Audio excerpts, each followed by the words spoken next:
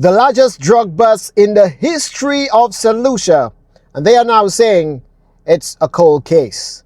Take a look at this. A seizure of illicit drugs discovered in a container at a Northern Ireland business on April 27, 2021, had remained a matter of public concern, with citizens constantly calling for updates on arrests, charges, and the progress of the investigation. 3 weeks later. It is a cold case. Wait a minute! I don't know if Mr. Leon, who is a prosecutor, would probably want to explain. As the name suggests, cold case, it means that the evidence is not forthcoming. I hate the fact that whenever someone of prominence in society does something or a prominent business does something, nothing is really done about it unless if it is political. However, when someone of regular stature does something, or the ordinary person in St. Lucia, the full hammer of the law comes down on them. And this is unfair, and we need to crack down on that, and we need to do that now. Before a matter could get to prosecution, you would have the case filed. But as it relates to possession, there are a number of things that you need to prove. And so you would have to find out who was responsible for bringing that container there. So it would be trying to link signatures. God have mercy upon us.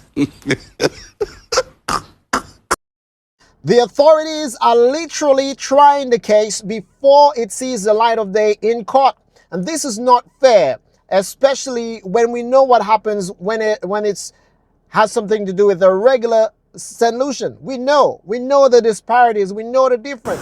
Because it came from abroad, right? So you would need to know who sent it and who received it. But remember, you said that it was dropped off on the premises. So that linkage, that is where we have the thing. Because you see, with possession, there is a chain, the chain of custody. So once it is broken, then you have a problem. All right, let's listen here. Yes, it was dropped off. However, I'm assuming on that prominent business's, compound has cameras, possibly. Check the cameras. Something is just not sitting right. We need to know who placed the order, who shipped it. Check the cameras, check the stops, check when it arrived in Port Castries, when it was dropped off, who dropped it off there.